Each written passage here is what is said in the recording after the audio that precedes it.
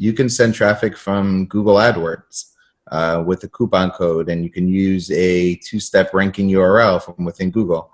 You could do things like use, there's a software called, so I'm just setting up these campaigns with a software called Pixie, which I can rotate the URL.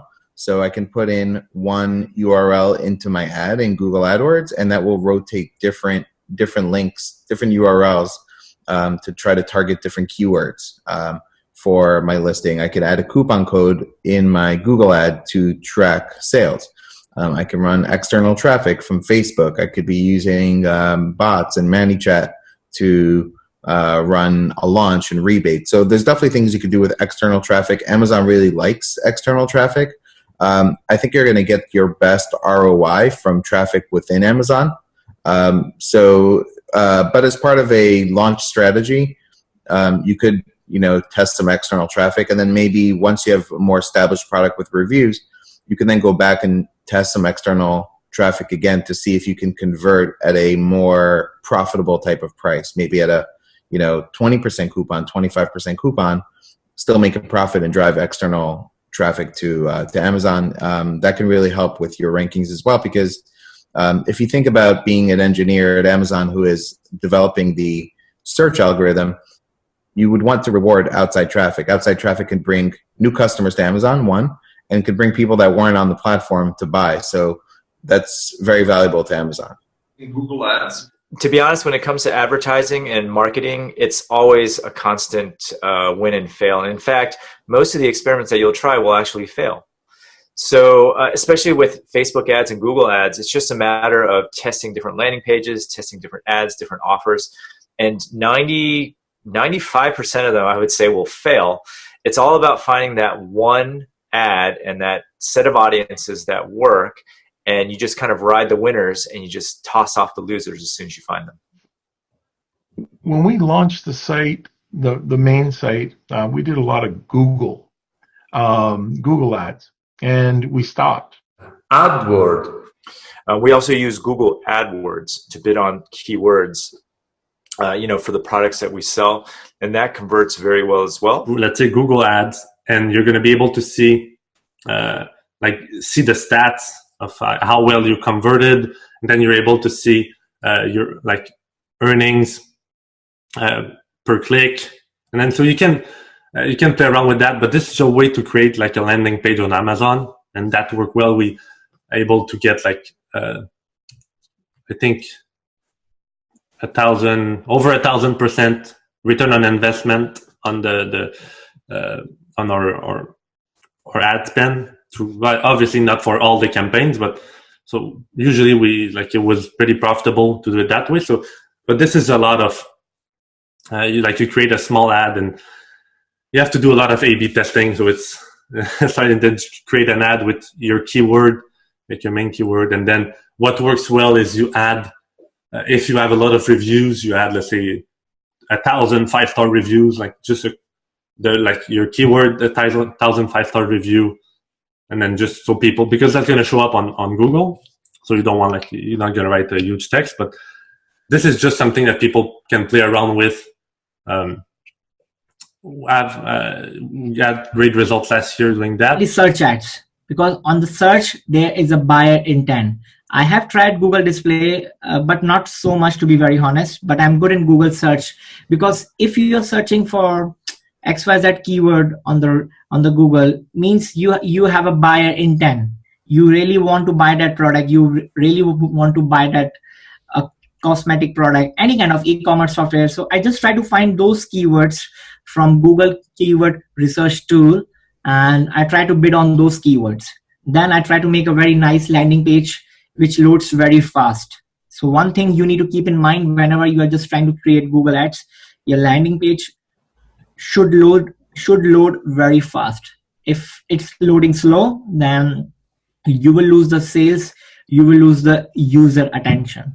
So I just keep these things keep these things on my mind always. Like if I'm creating a Google ads, my page should load very fast.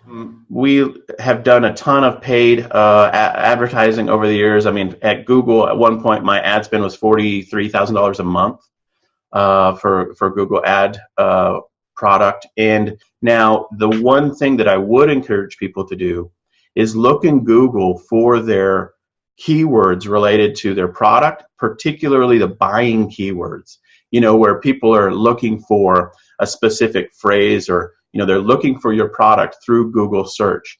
And I would really encourage you to have a text-based ad in Google for your top keywords and bid for that one and be in the top 1, 2, or 3 spots, because people who have gone to Google or in searching for keywords related to your product have what's called buying intent, and they're looking for a solution and they're ready to buy it.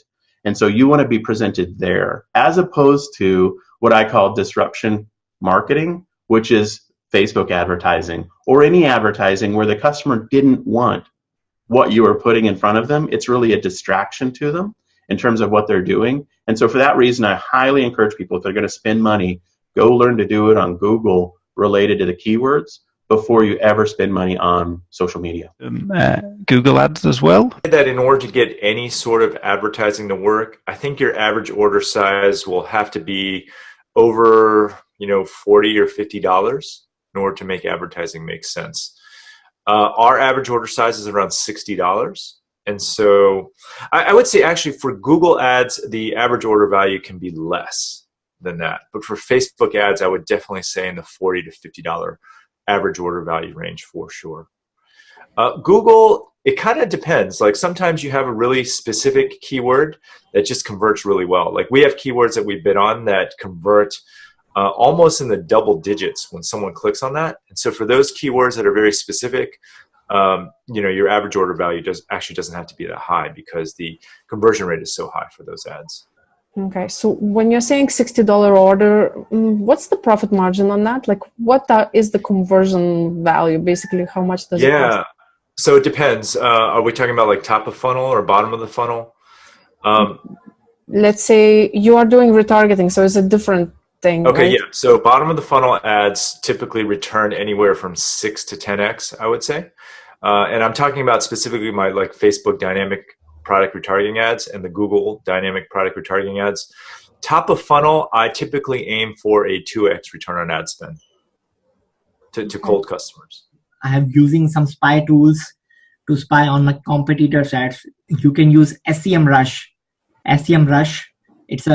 It gives you a lot of APC keywords idea, like what kind of ads your competitors are running.